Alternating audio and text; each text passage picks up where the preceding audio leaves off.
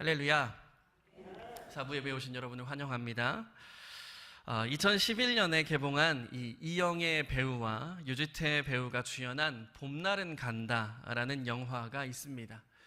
이 한국의 멜로 영화를 대표하는 작품이라고 하는 이 영화는요, 많은 이들에게 긴 여운을 남긴 영화로 기억되고 있는데, 그러다 보니까 이 영화에 나오는 명대사들이 참 많이 있습니다. 대표적인 대사로는 그 희대의 플러팅 멘트인 라면 먹고 갈래요가 사실 이 영화에서 가장 처음 먼저 나왔던 그런 대사입니다. 이런 명대사 중에 또 이런 대사가 있습니다. 극 중에 유지태 씨는 이 소리를 소집하는 사운드 엔지니어였고, 이영애 씨는 라디오 PD로 나옵니다. 라디오 PD였던 이영애 씨가 자연의 소리를 채집해 틀어주는 이 라디오 프로그램을 준비하면서 이 소리를 채집하는 유지태 씨와 함께 녹음 여행을 떠나게 되는데, 이때 둘이 사랑에 빠지게 됩니다. 이제 유지태 씨는 이영애 씨에게 빠져들어서 이제 겨울에 만나서 봄을 지나고 여름을 맞이할 때에 이영애 씨와 결혼을 하고 싶다라는 의사를 내비치게 됩니다. 그러나 이영애 씨는 한 번의 결혼을 실패했던 사람이었기 때문에 결혼을 요구하는 유지태 씨에게 이제 난색을 비치게 되는데, 이때 유지태 씨가 이런 대사를 남깁니다. 어떻게 사랑이 변하니? 네, 이 영화 대사에 대한 여러분들의 생각은 어떠십니까? 사랑은 변하는 것이라고 생각하시나요? 저는 변하지 않는 것이라고 생각합니다. 왜냐면 저희 아내도 앉아있기 때문에. 네. 변한다고 생각하시는 분도 계실 것이고, 변하지 않는 것이라고 생각하시는 분들도 계시겠죠. 근데 질문을 더 확장해 보면 좀 이렇게 들어볼 수 있을 것 같습니다. 사랑을 포함한 이 세상의 가치 중에 이 영원한 것이 있다고 생각하십니까? 사랑과 우정, 혹은 어떤 물질이나 명예 같은 것들, 이런 가치들이 영원하게 존재하겠습니까? 많은 영화와 드라마, 또 노래 가사들이 증언하고 있는 것처럼 세상에 영원한 것은 없습니다. 저도 긴 인생을 살아본 것은 아니지만, 그럼에도 인생을 살아보며 느낀 것은 세상에 영원한 건 절대 없다라는 겁니다. 특별히 어떤 관계의 문제들이 그렇습니다. 사랑이나 우정, 이 둘 다 인간관계의 영역인데, 변하지 않을 것 같던 이것들도 쉬이 변하는 것을 경험하게 됩니다. 살아가다 보니 어느새 관계들이 하나둘씩 정리되어짐을 여러분들도 아마 경험하셨을 겁니다. 저는 중학생 때 정말로 죽고 못 사는 친구 4명이 있었습니다. 그 무리가 저를 포함해서 5명이었는데, 이 5명은 정말로 언제나 붙어 다녔습니다. 학교 다닐 때에도 하필 교실에서 이 자리도 딱 5명이 몰려 있었어서 맨날 떠들고 쓸데없는 소리하고 쓸데없는 행동들을 하면서 그렇게 중학교 시절을 보냈습니다. 그러다가 이 5명 중에 저만 유일하게 다른 고등학교로 진학하게 됩니다. 모두가 아쉬워했지만 우리 우정은 절대 변하지 말자면서 고등학교 가서도 정기적으로 만날 것을 약속했는데요. 과연 그 관계가 유지됐을까요? 물론 초반에는 정기적으로 만났습니다.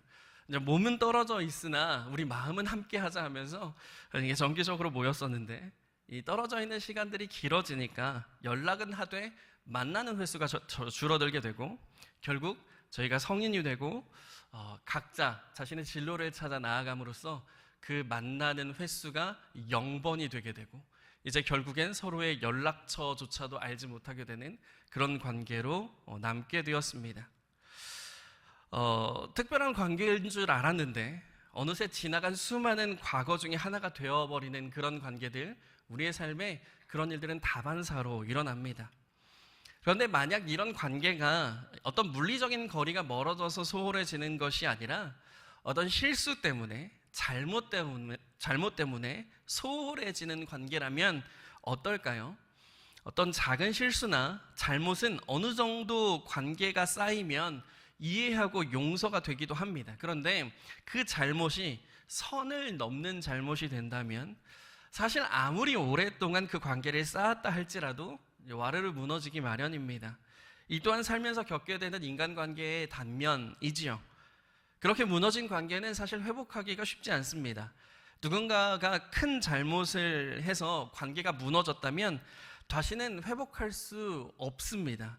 이런 관계의 단절을 요즘 말로 손절이라고 하는데, 이런 손절된 관계를 경험하게 되면 그 관계는 참 더럽다라는 것을 느끼게 합니다.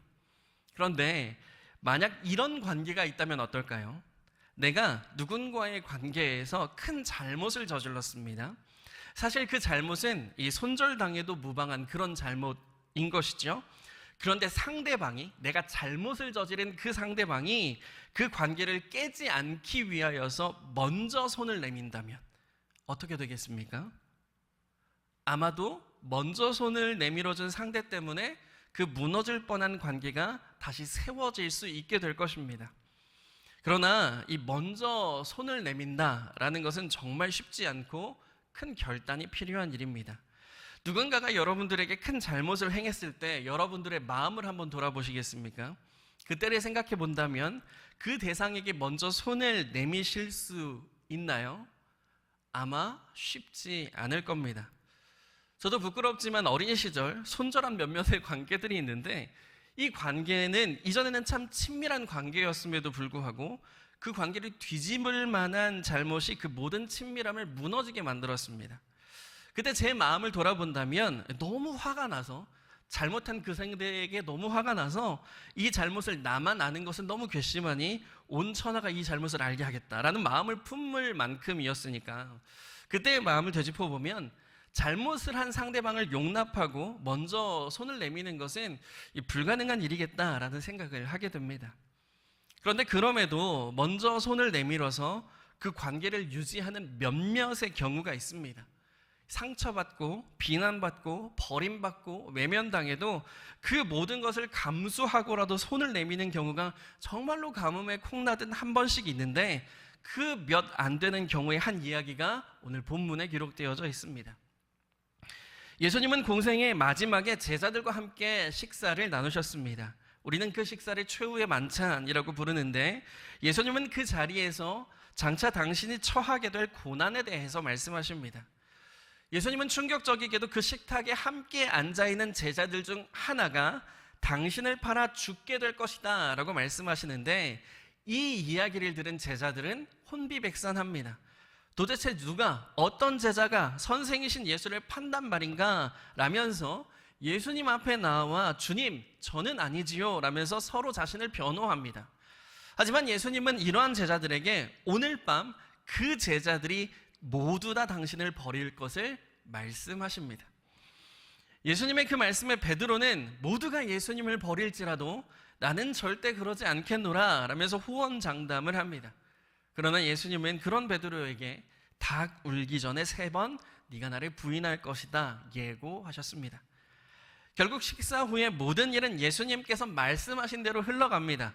예수님의 제자 중에 유다는 이미 예수님을 팔아 넘겼고, 덕분에 예수님은 잡히셔서 공회로 끌려가십니다.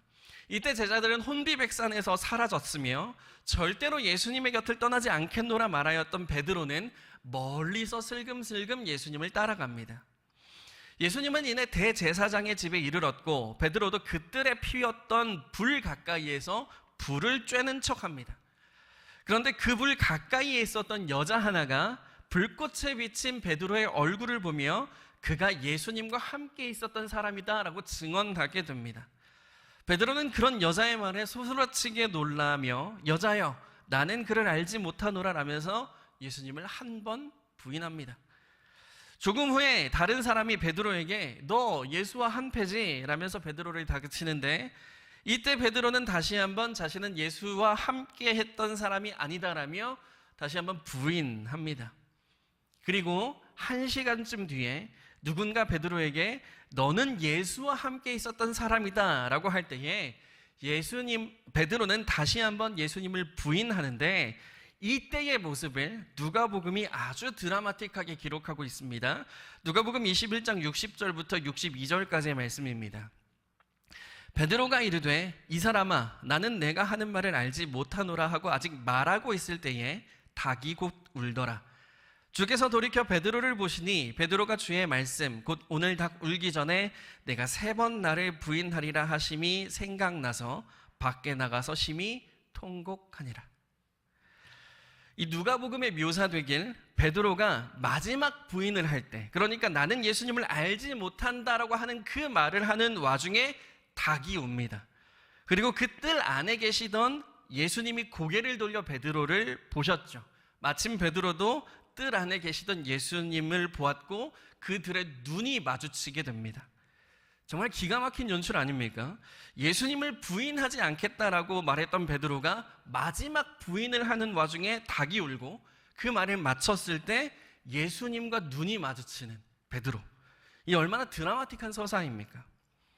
그렇게 예수님의 눈을 보게 된 베드로는 예수님께서 닭 울기 전에 자신을 3번 부인할 것이다 라고 말씀하셨던 것이 기억나서 뜰에서 빠져나와 밖에서 심히 통곡했다라고 기록합니다. 결국 베드로는 예수님이 가장 어려움 가운데 놓여졌을 때 예수님을 부인한 사람이 된 것이죠. 예수님은 그렇게 외로이 십자가를 지셨습니다. 아무도 버리지 않겠다라고 이야기했지만 그 옆에 남아있는 사람은 없었습니다.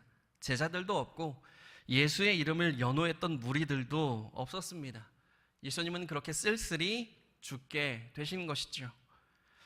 하지만 예수님은 3일 만에 부활하셨고 부활하신 예수님은 뿔뿔이 흩어진 제자들을 찾아가십니다. 부활하신 예수님은 제자들을 만나 당신께서 부활하셨음을 보여주셨는데 그중 한 번은 이러했습니다. 예수님의 제자 중 베드로와 도마, 나다나엘, 요한과 야고보는 자신들의 생업이었던 물고기를 잡기 위하여 그들에게 가장 익숙한 공간인 디베랴 호수, 그러니까 갈릴리 호수에 머무르고 있었습니다. 그런데 여느 날과 다름없이 물고기를 잡으러 나간 호수가 조금 이상한 겁니다. 평생 그물을 던지고 물고기를 잡았던 사람들이 배를 띄워 호숫가에 나가도 걷어들이는 게 없는 겁니다. 원래 어업에 종사하는 사람들은 이 물고기 잡는 것에 도 같은 사람들입니다. 저희 외갓집이 여수의 한 작은 섬인데 그러다 보니까 외가 식구들이 모두 이 어업에 종사하시는 분들이었습니다.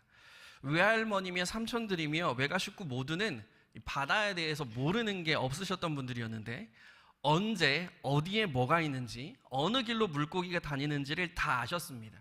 그런데 그렇게 아는 방법이 어떤 과학 장비가 있어서 그런 것이 아니라 그냥 경험을 통해서 잘 알고 있는 것이죠. 당시 어부들도 마찬가지였을 겁니다. 그들은 모두 물고기 잡는 것에는 전문가였을 겁니다. 하지만 이상하게도 그날따라 물고기가 잡히지 않으니 이들도 이상하게 여길 이루시고 납득되지 않는 일이었죠. 그때에 부활하신 예수님께서 그들에게 나타나십니다. 하지만 호수에 나가 있던 제자들은 예수님이 그들에게 찾아오신지를 알지 못했습니다. 이에 바닷가에 서셨던 예수님은 제자들을 향하여 고기를 좀 잡았느냐라고 물어보시는데 제자들은 아직 못 잡았다 대답합니다. 그런 제자들의 대답에 예수님은 그물을 배 오른쪽에 던지라 말씀하셨고 그렇게 했더니 신기하게도 그물이 찢어질 만큼 많은 고기를 잡게 됩니다. 제자들은 이 대목에서 예수님을 알아봅니다. 그들이라고 그물을 여기저기 안 던져봤을까요? 물고기가 안 잡히니까 여러 방법들을 다 해봤을 겁니다. 하지만 그들은 아무것도 잡지 못했습니다. 그런데 오른쪽에 그물을 던지라 라는 말에 그물이 찢어질 듯 많은 물고기가 잡히니 이 일이 말도 안 되는 일이라는 것을 깨닫게 되었고 이 일을 행할 수 있는 사람은 자신들의 선생이었던 예수님밖에 없다라고 생각하게 됩니다. 그래서 당장에 그들은 예수님께로 달려오는데 그중 베드로는 가장 먼저 바다에 뛰어내려 예수님께 가까이 갔습니다. 이 무태 도착하였더니 예수님께서는 숯불을 피워 놓으셨고 그 위에 생선과 빵을 올려두셨습니다. 그리고 제자들이 잡아온 물고기를 가져오라 말씀하시죠. 그런데 사실 그런 예수님 앞에 서는 제자들이 좀 멋쩍습니다. 그들이 예수님 앞에 지은 죄가 있기 때문이죠.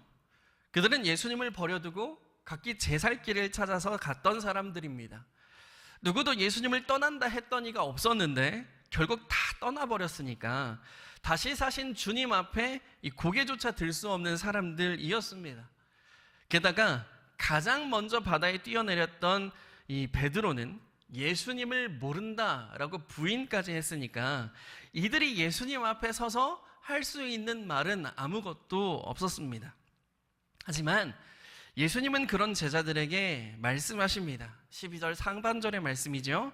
와서 조반을 먹으라. 한마디로 이렇게 말씀해 주신 겁니다.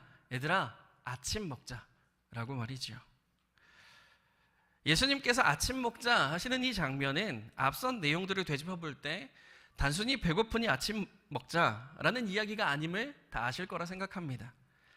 여러분 생각해 보시겠습니까? 사실 예수님과 제자들의 관계는 완전히 어긋났습니다.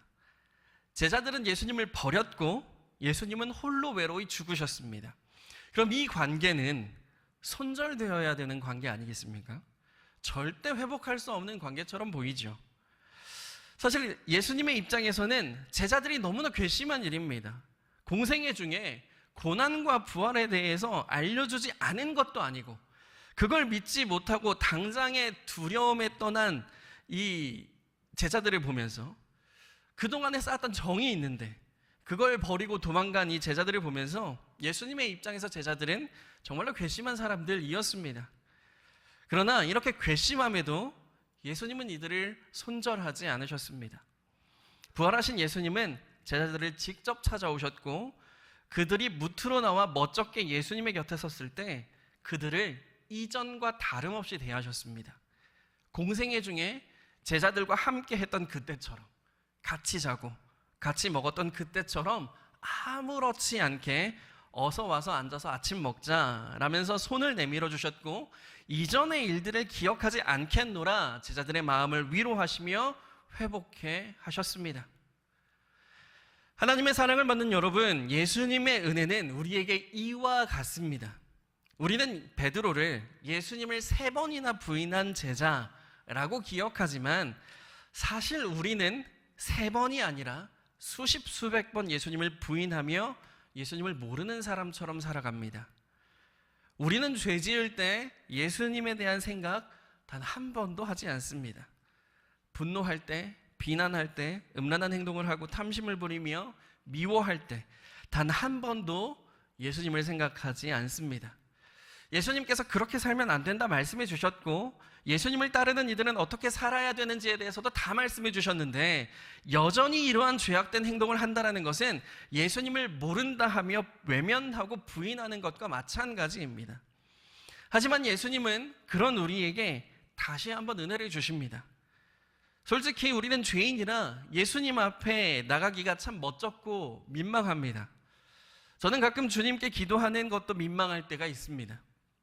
기도할 때마다 빠지지 않고 하게 되는 기도가 이 회개의 기도인데 회개하고 있는 제 모습이 참 부끄러울 때가 있습니다. 어제도 엊그제도 그 죄 때문에 회개했는데 오늘 또 같은 죄 때문에 회개하고 있는 제 모습을 볼 때 주님 앞에 기도하는 것이 참 죄송스럽고 민망합니다. 하지만 그렇게 우물쭈물하며 주님 앞에 나가는 것을 주저하는 우리에게 주님은 먼저 손을 내미십니다. 그리고 처음 주님을 만나 감격하여 주님만을 위해 살겠노라 다짐하며 행복했던 그때로 돌아가 그때와 같은 은혜를 주시며 다시금 우리와의 관계를 회복하고자 하십니다. 여러분, 우리는 그 은혜에 힘입어 살아가고 있는 줄 믿습니다. 우리 같은 죄인이 어떻게 주님과 버타며 살아가며 어떻게 그리스도인이라 불리며 살아갈 수 있겠습니까? 생각하고 계획하는 모든 것이 악하기만 한 우리가 어떻게 주님과 동행하며 살아간다 말할 수 있을까요? 그러나 우리 주님은 여전히 우리에게 찾아오셔서 은혜를 베풀어 주십니다.